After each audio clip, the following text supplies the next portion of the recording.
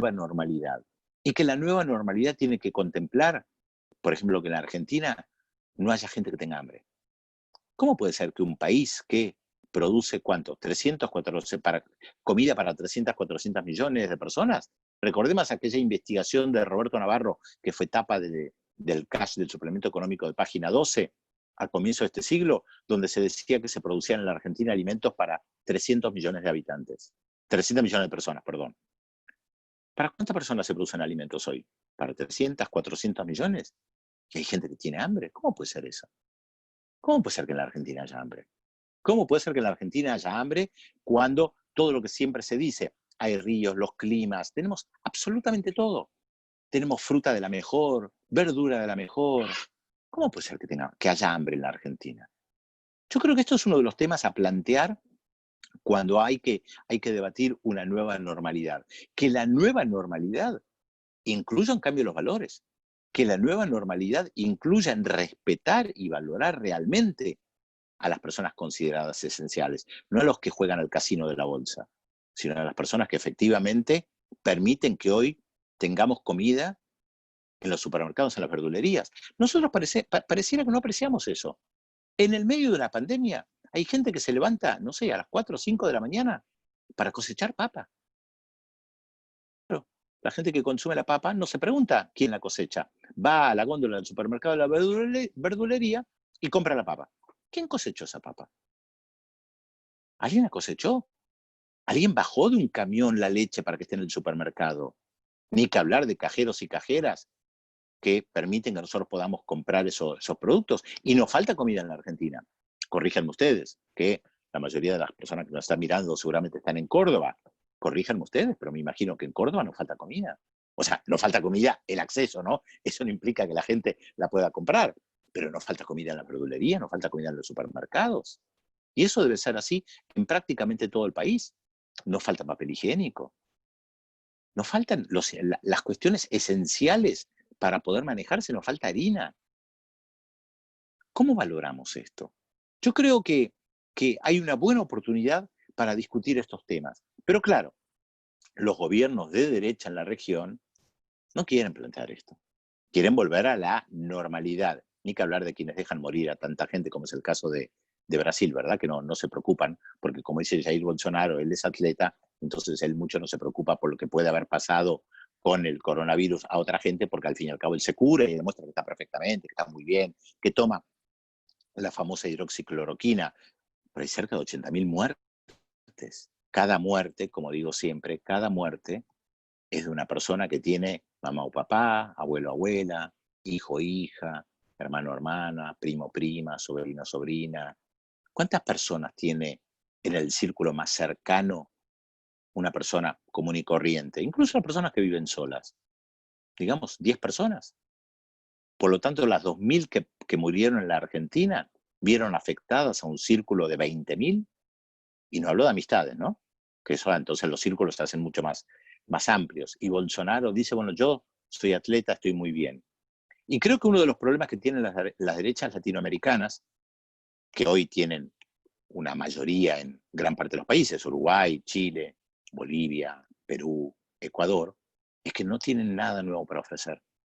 Nada nuevo ni bueno para ofrecer. No tienen épica. Plantean volver a la normalidad, a esto que llamamos normalidad, que implica que haya gente que no tenga acceso a la comida, a la educación, a la salud.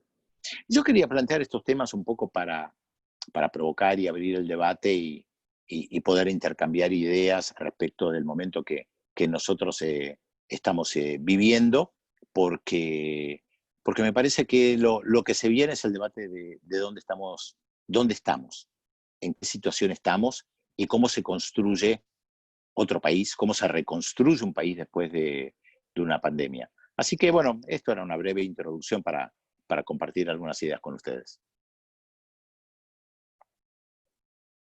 No sé quién Bueno, coordina, quién está moderando, como para que podamos avanzar, por supuesto. sí, por supuesto. Bueno, queda para ustedes abierto el debate, las preguntas que quieren realizarle a Pedro. Seguramente hay una pregunta, Pedro, que un poco lo anticipamos ayer, pero tenía que ver con la posición que tuvo Argentina y esta o esta posición no tan clara que tuvo en principio Argentina con respecto a la situación de Venezuela, y que después fue aclarada. Digo, en este marco, ¿cómo repercute internacionalmente esa situación? Bueno, Venezuela hoy ocupa el lugar del hecho maldito que durante décadas en América Latina ocupaba Cuba, acosado por Estados Unidos, bloqueado por Estados Unidos, y generando una corriente de opinión muy importante en contra de Cuba durante décadas y en contra de Venezuela en estos últimos años. Casi que uno no puede decir que en Venezuela hay algo bueno porque inmediatamente te caen desde los grandes medios de comunicación y te empiezan a acusar de apoyar a una dictadura. Cuando la mayoría de las personas que hablan de Venezuela, la verdad conocen poco y nada de Venezuela. Porque te hablan de Venezuela y no te hablan de Colombia. En Nodal, el portal que yo dirijo, permanentemente damos la información de líderes sociales asesinados en Colombia. Es brutal. Y de esto no se habla. Y no hay asesinatos de líderes sociales en Venezuela. Hay gente que está presa, sí, pero no hay asesinatos de líderes sociales. Si uno mira lo que hace Luis Almagro en el frente de la OEA, eso lo refleja bastante bien. Es un poco la corriente de pensamiento de los grandes medios de comunicación, hegemónica en gran medida, ¿no? Es hablar de Venezuela y hablar de Cuba, y no hablar prácticamente de otros lugares. Entonces, hay una disputa respecto del sentido común hoy en día. Argentina cambió la postura, sin lugar a dudas, con la llegada de Alberto Fernández. Está claro que Mauricio Macri fue parte del eje de las derechas latinoamericanas que buscaba aislar al gobierno de Nicolás Maduro y provocar su caída. El Grupo de Lima nació para eso, para provocar la caída del gobierno de Nicolás Maduro. Cuando Alberto Fernández dice, yo no apoyo ningún golpe de Estado, en gran medida se refiere a esto, a que el Grupo de Lima nació para contribuir a la caída de Nicolás Maduro, con mucho dinero de por medio, por supuesto impulsado por Estados Unidos, y con las contradicciones que hay en mucha gente acá, como en el resto de la región o a nivel internacional, respecto de Venezuela. A ver, yo me dedico a la política internacional, dirijo un medio de comunicación que justamente trata los temas internacionales y no puedo pretender que la gente que nos está mirando ahora o que la mayoría de la gente conozca de la situación en Venezuela. Eso es lógico. El problema es que gran parte de la gente que habla de Venezuela no tiene la más mínima idea de lo que pasa en Venezuela. Entonces seguía por algún informe que sale publicado por alguno de los grandes medios de comunicación y punto. Uno puede hacer un relevamiento, por ejemplo, de gran parte de los medios de comunicación en América Latina y no va a encontrar una cosa positiva de Venezuela, ni una. Como si fuera el peor de los infiernos, como el gran desastre latinoamericano fuera Venezuela, y no lo es. Ahora, ustedes se preguntarán, bueno, pero ¿por qué esa concentración en Venezuela? Igual que en Cuba, porque el gran pecado de Cuba, el gran pecado de Venezuela y el gran pecado de los gobiernos progresistas en América Latina tiene una palabra básicamente, que es la inclusión. Tratar de incluir a millones de personas excluidas de la sociedad. Miren, yo cubrí las elecciones en Venezuela en el 98, que son las elecciones que ganó Chávez, diciembre de 1998. Éramos muy pocos los periodistas que estábamos en Venezuela. Les aseguro que se podían contar con dos manos. A nadie le interesaba Venezuela. ¿De qué venía Venezuela? De ser considerada la Arabia Saudita de América Latina. La llamaron así, la Venezuela Saudita. ¿Por qué? Por los ingresos del petróleo. Porque efectivamente, antes de Chávez, entraron miles de millones de dólares a Venezuela por el petróleo. ¿A dónde fue a parar ese dinero? A pocas familias. Dos partidos que se alternaban en el poder y manejaban el país. Una de las cosas que a mí me llamó la atención cuando yo llegué en 1998 a Venezuela fue ver la pobreza. Se hablaba de 70-80% de la población viviendo en condiciones de pobreza. ¿Qué quiso hacer Hugo Chávez? Incluir a los sectores excluidos, muy al estilo, entre comillas, del peronismo. Por eso se lo compara, sin entrar ahora a debatir el tema del peronismo en sí mismo. Hugo Chávez lo que quiso hacer fue incluir a millones de personas excluidas. ¿Cuál fue la reacción de la derecha en Venezuela? Organizar un golpe de Estado. Evitar que pudiera gobernar. Recordemos que en abril de 2002 hubo un golpe de Estado en contra de Hugo Chávez que estuvo secuestrado durante 48 horas. Chávez volvió gracias al apoyo popular. ¿A cuántas personas fusiló Hugo Chávez a raíz del golpe de Estado? A nadie. permitió que los medios de comunicación que apoyaron el golpe de Estado siguieran funcionando. Porque ahí está lo que mucha gente dice que desconoce y repite lo que otra gente dice con mala intención, que no hay prensa opositora en Venezuela. Claro que hay prensa opositora en Venezuela. Los principales diarios siguen siendo opositores. El Universal es un diario opositor, es un diario histórico, es uno de los principales diarios. Y hay muchos diarios opositores. ¿Tienen problemas? Sí, claro que tienen problemas. Pero son diarios abiertamente golpistas. Abiertamente golpistas. Y siguen funcionando. ¿Con problemas? Sí, con problemas. Sí, eso es real, claro, porque es un gobierno que, si bien no ha cerrado los grandes medios de comunicación, en este caso los escritos, la prensa escrita, sí les ha puesto todo tipo de límites, porque es parte de la batalla política. Recuerden aquella frase de Jaroslavsky respecto de que te ataca como un partido político y se defiende con la libertad de prensa. Pero eso pasa con los medios de comunicación en Venezuela. Por eso digo, apoyaron el golpe de Estado, lo celebraron. Y no solamente los de Venezuela, también en otros países, incluso algunos de los grandes medios de comunicación en Estados Unidos, supuestamente democráticos, New York Times, Washington Post, apoyaron el golpe de Estado en contra de Hugo Chávez en el año 2002. Chávez regresó y una de las primeras fue construir Telesur, justamente para dar parte de una batalla mediática. Sin entrar ahora en todos los detalles de la historia de Venezuela en los últimos años, en Venezuela hubo varios procesos electorales. ¿Qué pasó con esos procesos electorales cuando Chávez los ganaba? ¿Qué decía la oposición? Fraude. Siempre denunciaban fraude y hablaban de dictadura. ¿Cuándo cambiaron el discurso? Cuando en diciembre de 2015 ganaron las elecciones parlamentarias a la Asamblea Nacional. La oposición logró la mayoría de la Asamblea Nacional. ¿Qué hizo Henry Ramos Aliup, quien presidió la nueva Asamblea Nacional el 6 de enero, cuando asumió, desde el año 2016, cuando asumió al frente de la Asamblea Nacional? Dio un discurso. ¿Cómo cerró el discurso? En 6 meses lo vamos a echar a Maduro. ¿Qué tenía que hacer Nicolás Maduro frente a esto? ¿Entregar el poder en bandeja y decir, tomen señores? No, de ninguna manera. ¿Por qué tenía que hacerlo si seguía siendo presidente? En ese momento, los grandes medios de comunicación no dijeron que era antidemocrático lo que planteaba Ramos Aliup. Se concentraron en lo que decía Nicolás Maduro, que se defendía frente a los embates de quienes gobernaban la Asamblea Nacional y que tenían como objetivo echar a Maduro del poder. Frente a eso, Maduro se defendió con todos los métodos habidos y por haber de un presidente que lo quieren voltear. Y lo que armó fue una asamblea constituyente a la que no se presentó la oposición para que coexistiera con la Asamblea Nacional. Y se da una situación que existe en muy pocos lugares del planeta, y seguramente debe ser el único Venezuela, donde hay una Asamblea Nacional que funciona en un recinto y al lado hay una Asamblea Constituyente que también funciona. Una en manos de la oposición y otra en manos del gobierno. Y que ahora se está hablando de unas elecciones nuevas a la Asamblea Nacional, donde hay sectores de la oposición que aceptaron participar. Ni que hablar de los sectores que impulsaron varios golpes de Estado en contra de Hugo Chávez y de Nicolás Maduro.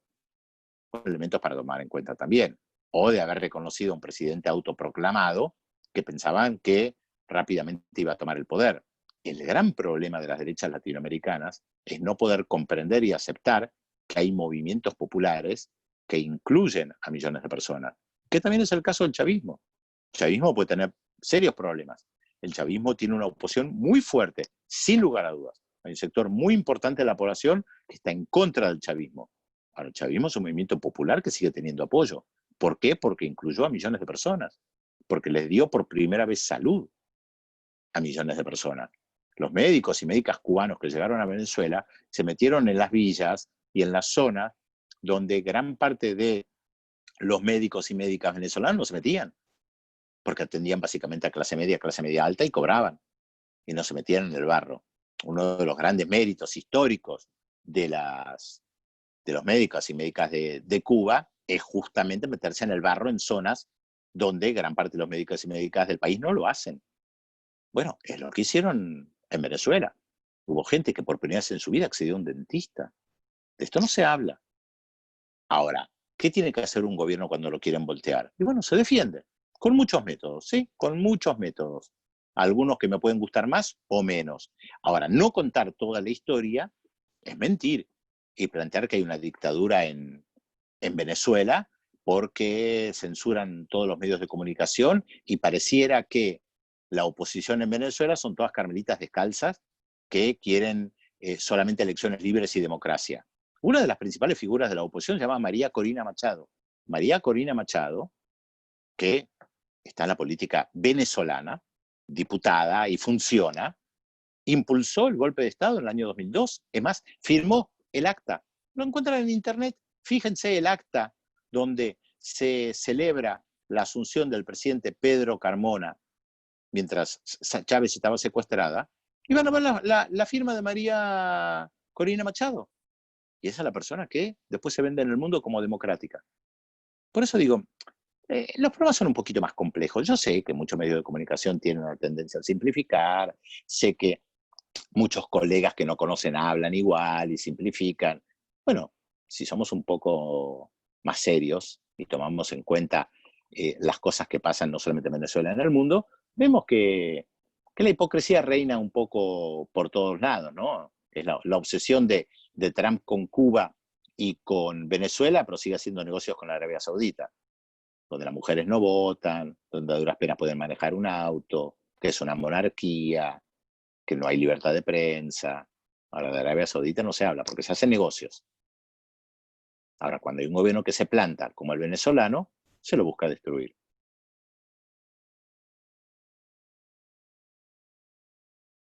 Muy bien. Sigue Zaida, había pedido la palabra.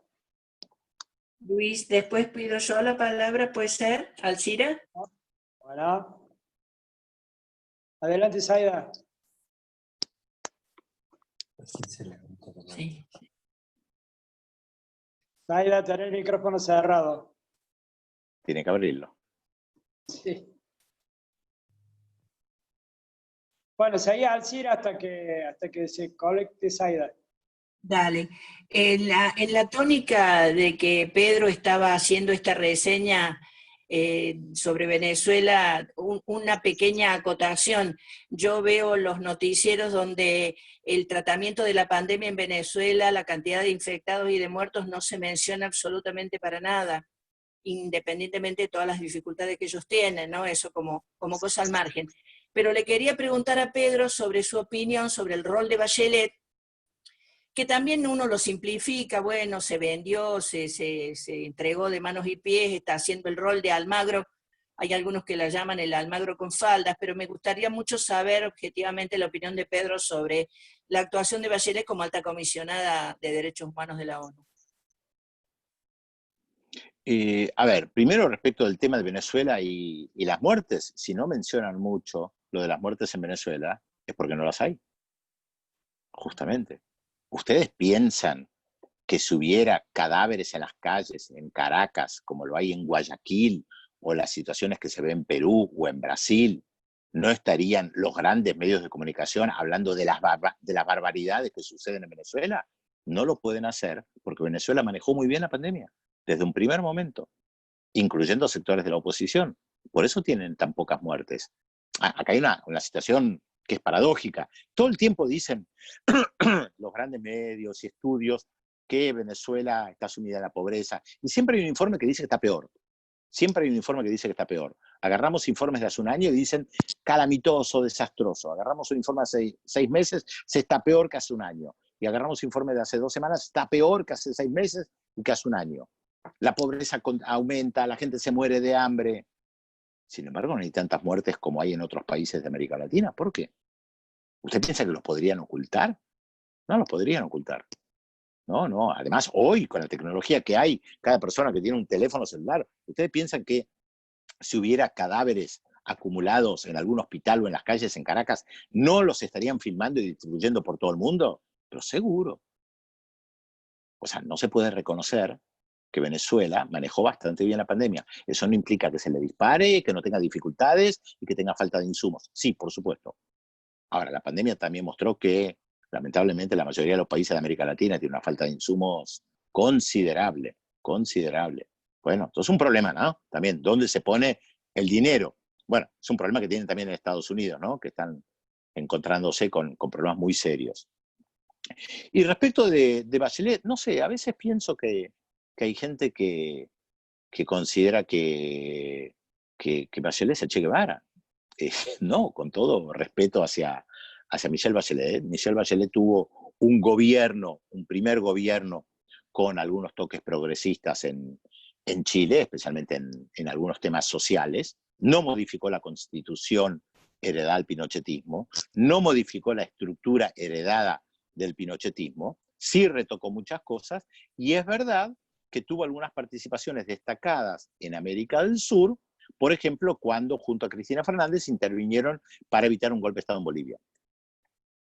Ahora, Michelle Bachelet, yo creo que es bastante coherente con las posturas que tiene y con sus contradicciones respecto de la situación en Venezuela y en otros países. Yo no creo que sea Almagro con faldas, creo que es no entender el lugar que tiene hoy Almagro y no es entender el lugar que ocupa hoy Michelle Bachelet. Así que a mí no me parece incongruente que Bachelet diga lo que diga de Venezuela.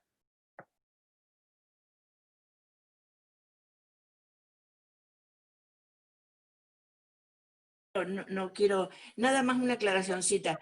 Uno más o menos por ahí leemos las declaraciones de ella, de Bachelet, y bueno, por lo menos los informes, ¿no? No sé si serán verídicos, pero en materia de presos políticos, de ejecuciones extrajudiciales, ahora lo último que leímos es que hay un territorio prácticamente liberado a la criminalidad. A mí se me ocurrió pensar que podía ser una especie de Colombia chiquitita, en alguna zona que no recuerdo el nombre de Venezuela. Me llamaba la atención esa crudeza o esa descripción de una situación de Venezuela que no es la que imaginamos como real, pese a las dificultades que has descrito también.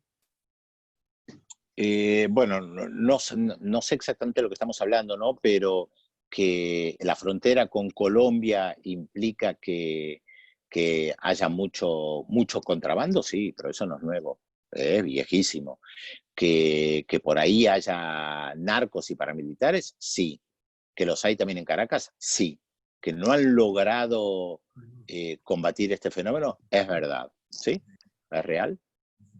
Esto es parte de la realidad, sin lugar a dudas. ¿Que hay corrupción en Venezuela? Bueno, hay corrupción en Venezuela como hay corrupción en prácticamente todos los países. Ahora, si hacemos un nivel de corrupción, si más o menos que en otros lugares, bueno, no sé, habría que comparar. Ahora, en Venezuela no hay asesinato de líderes sociales como hay en Colombia. Claro, de eso no se habla. En Colombia, en Nodal, el portal que yo dirijo, seguimos muy de cerca la situación en Colombia. Prácticamente todos los días asesinan a un dirigente social, pero no tiene la misma repercusión. Obvio, en Venezuela sí, cada vez que hay algún conflicto. Ahora, les aseguro que la lista de asesinados y asesinadas en Colombia es infinitamente superior a cualquier asesinato que pueda haber de dirigentes sociales en Venezuela. Es más, los dirigentes opositores, salvo algunas excepciones, incluso los que han participado en aventuras golpistas, están en su inmensa mayoría libres y hablan por todos lados. Por eso mencioné el caso de María Corina Machado y tantos otros. El propio Guaidó se autoproclamó presidente de Venezuela y ahí está. Ni siquiera lo metieron preso. Entró y salió del país varias veces, incluso de manera ilegal, en la frontera con Colombia, y ahí está. Luis, ¿puedo hacer yo una pregunta que levanté la mano varias veces? No vi la mano levantada, pero confiamos en Luis. Sí, adelante Laura, después sigue Griselda Cuello. Bueno, gracias. Hola Pedro, un gusto escucharte. Hola. Dada la descripción que hiciste de la situación hoy en América Latina en general, según tu punto de vista, ¿tiene sentido que Argentina forme parte del Grupo Lima? Mira, yo no soy quien para decir qué es lo que tiene que hacer el gobierno argentino. Alberto Fernández lo que dijo es: participamos en el Grupo de Lima para decir que no estamos de acuerdo con lo que hace el Grupo de Lima. Son cálculos diplomáticos políticos que se hacen una vez que estás en el poder. Es parte del juego del tira y afloje, si te conviene estar adentro o estar afuera, si pensás que estando adentro podés hacer más que estando afuera, sacar los pies del plato a veces es negativo. Son son jugadas políticas de táctica y estrategia que a veces fuera del poder no se entienden. A ver, te lo voy a plantear de una manera muy gráfica. Recuerdo que en España, en el Reino de España, durante mucho tiempo la izquierda decía fuera las bases de la OTAN. No queremos las bases de la OTAN. Ahora, alguien de Podemos accedió a la alcaldía de Cádiz. En Cádiz está justamente la base de Rota, la base de la OTAN. Rota es el lugar, la base de la OTAN. Bien, si vos decís que cierren la base de la OTAN, eso implica que vos dejás a mucha gente que vive de la base sin trabajo. ¿Qué haces frente a eso? Es un problema. Tenés fábricas de armas en España. España fabrica armamento, que va a dictaduras. Bien, ¿qué haces? ¿Cerrás las fábricas de armas? ¿Cómo las reconvertís? A ver, es muy fácil decir no hay que venderle armas a una dictadura. Ahora, una vez que gobernás, te encontrás, podés encontrarte con miles de personas que no tienen trabajo. Es una decisión difícil de tomar. Ahora, te voy a dar un ejemplo de decisiones difíciles que se tomaron, que dejaron a gente sin puestos de trabajo. En España, ya que hablamos de España, en el sur de España, en zona de playas, hubo empresas hoteleras que construyeron gigantescos hoteles alterando normas, violando reglas escritas, coimeando probablemente, y lograron construir hoteles en zonas donde no podían construir hoteles. El gobierno estaba frente a una disyuntiva. ¿Qué hacemos? ¿Permitimos que esos hoteles construidos en la costa, en la playa, donde no tenían permiso para construir, se mantengan en pie porque hay miles de personas que viven alrededor de la industria hotelera, o los tiramos abajo? Y los tiraron abajo. Ahora, hay que hacerlo, ¿eh? Hay que tomar esa decisión de decir tiro abajo los hoteles y dejo sin trabajo a miles de personas, ¿eh? No es sencilla esa decisión. Donde vive mi hermano, hay de esos hoteles todavía en pie. Bueno. A ver, es una decisión política que es complicada, Podés elaborar respuestas y decir, bueno, hay que construir otros hoteles para dar fuente de trabajo. Sí, pero no es tan sencillo. No. Y la fábrica de armas, reconvertirla en otra cosa. Sí, pero no es tan sencillo. Al momento que tenés que gobernar, tenés que tomar decisiones que a veces son difíciles y que no es que van en contra de tus principios, tienen que ver con una realidad que los principios en abstracto no existen. Vos podés tener el mejor programa político. Ahora, una vez que accedes al poder, el mejor programa político elaborado en abstracto, y tiene un problema. ¿Qué haces? ¿Romper relaciones diplomáticas con gobiernos que no te gustan? ¿O con gobiernos que reprimen? ¿O con dictaduras? Bueno, puedes quedarte sola, ¿eh? Es un problema. No sé cuál es la solución exacta, ¿eh? Creo que hay un tire y un afloje permanente para ver con quién mantenés el vínculo. Porque puedes mantener el vínculo y encontrarte con un presidente que está masacrando a su pueblo. Para tomar un ejemplo extremo, ¿no? Por supuesto. Sí. Partimos del grupo de Lima. Bueno, habrán considerado que era mejor quedarse en el grupo de Lima que irse. Sin embargo, Alberto Fernández creo que dijo que él no participaba de Prosur. Claro. Aunque me pareció que una reunión de Prosur sí participó, pero bueno, no lo sé, no recuerdo el detalle exacto. Es parte del juego político, del tire y afloje, del juego político, de conocer el momento en el que estás. Por supuesto, conocer el momento que estás. ¿Cuál es la relación de fuerzas a nivel continental? Vas midiendo. La política es eso. Es medir permanentemente qué es lo que podés hacer. Avanzás, retrocedes. Avanzás, retrocedes. Es parte de la política. Bueno, sigue Zaida, si estás en condiciones. Bueno, tiene deshabilitado el micrófono. Griselda Cuello, entonces.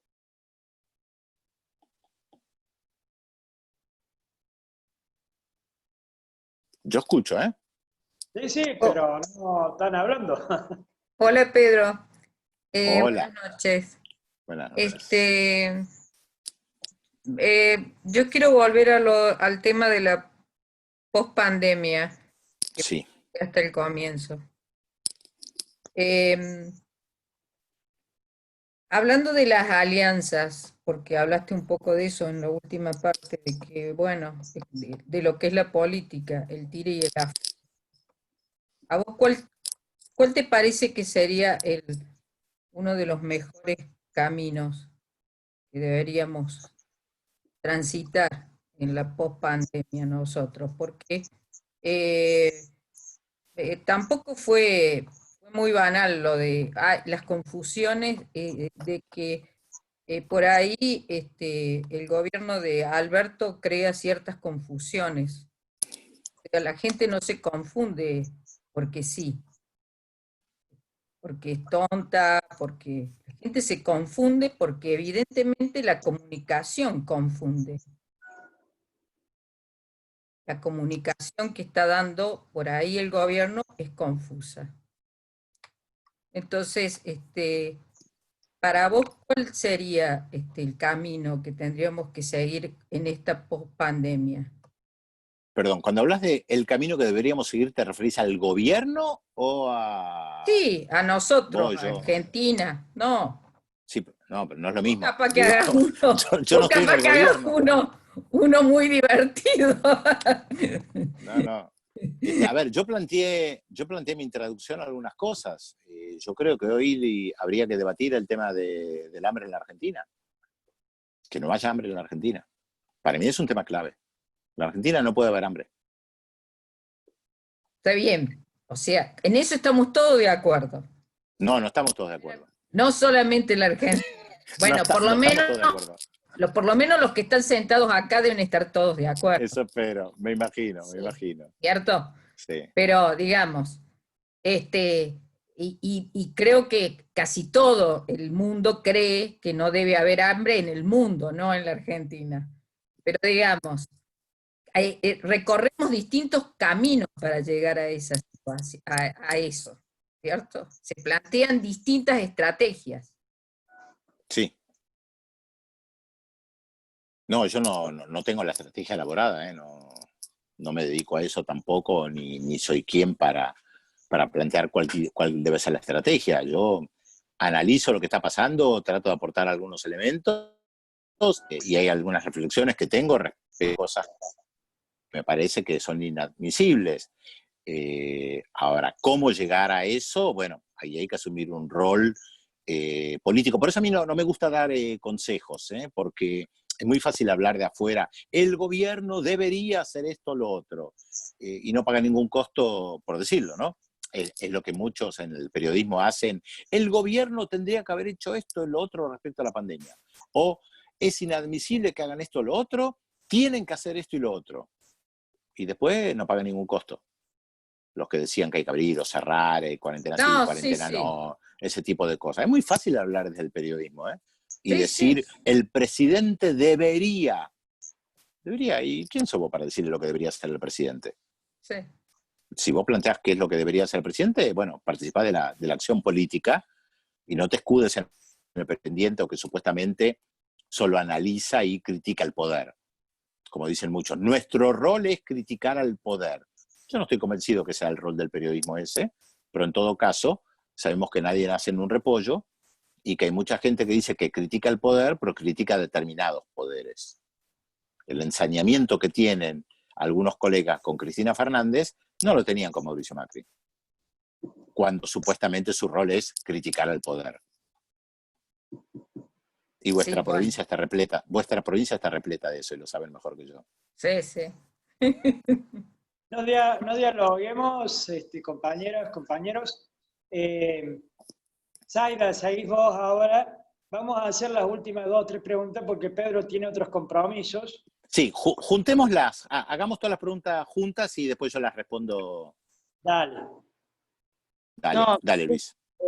yo simplemente quería retomar con el tema de pertenecer o no al, digamos, Grupo Lima, porque me parece que, más allá de que comparto que a lo mejor no es claro el gobierno, y no desde el periodismo, sino de la política concretamente, se hacen anuncios y se retrocede rápidamente.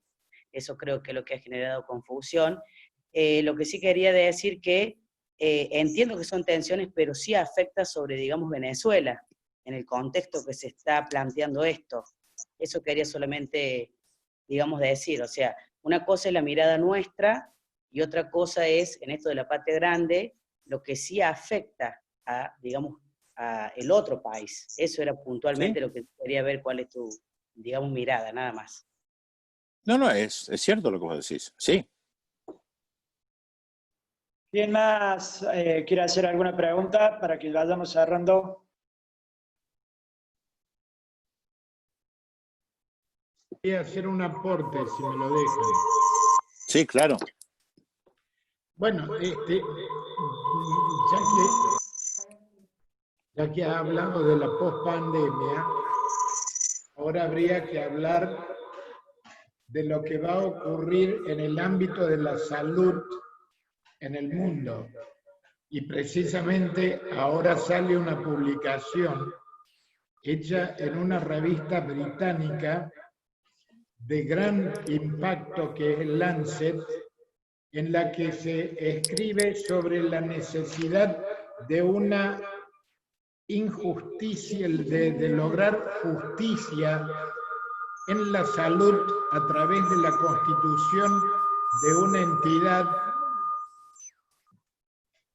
una entidad que permita que se unifique en una constitución los programas de salud de todo el mundo, porque en definitiva esta pandemia lo que puso en evidencia fue precisamente a los países que desfinanciaron la salud, y así es como le fue, que son los mismos que no creyeron en la pandemia que estaba anunciada desde hace 10 años, y es más, se anuncia una próxima pandemia más con un virus influenza que tiene virus influenza aviar 2 partes y una porcina con capacidad de pandemia que surge de China.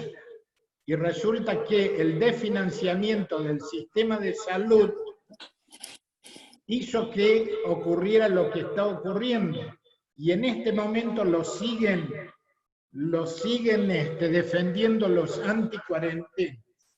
Es decir, si no se logra, porque la OMS ya perdió hegemonía en esto, porque aparte de eso, el 15% del aporte financiero que tiene la OMS lo pone Estados Unidos, que se la retiró. Es decir, si no se logra una unificación en los programas de salud a nivel mundial, esto va a ocurrir y nos va a arrollar toda vez que ocurra o aparezca una nueva pandemia. Bien. Bueno, no hay preguntas, así que no puedo opinar, es un tema que me excede, la verdad no conozco. Que se ha desfinanciado los sectores de salud en muchísimos países, entre ellos Estados Unidos y el Reino Unido, para no hablar de la Argentina, eso es absolutamente cierto. Y los efectos se sienten, claro, sí. O sea, si vos hoy salís a pedir, hagan testeos a todo el mundo, pero tuviste funciones en un gobierno que desfinanció al Ministerio de Salud, bueno, hay mucha hipocresía en eso. Todo cayó de nuevo en la medicina pública, que salvó los platos rotos, por lo menos en la Argentina y en muchos países donde se dieron cuenta que la práctica privada no servía para esto. Bien, ¿alguna otra pregunta?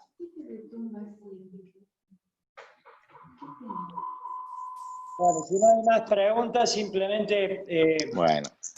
un agradecimiento grande, Pedro, por tu disposición. Gabriela levantó la A mano. ustedes. Perdón, hay que hacer una pregunta. Gabriela Mato. ¿Puedo hacer una pregunta? ¿Puedo, Luis? Sí, adelante. Quería saber la opinión de Pedro acerca de las próximas elecciones en Estados Unidos.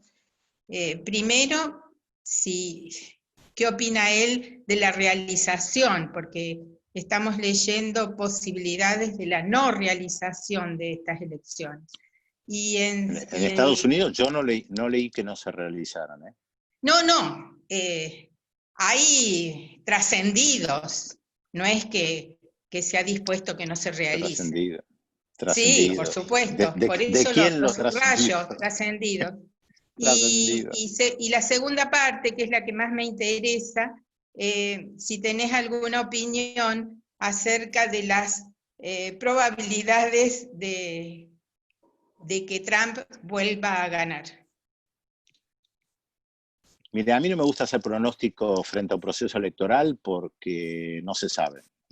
En su momento, cuando Hillary Clinton le llevaba como 20 puntos de diferencia a Donald Trump, y mucha gente decía, no, gana Hillary. Dije, momento, falta, hay que analizar muchos aspectos, y ganó Trump.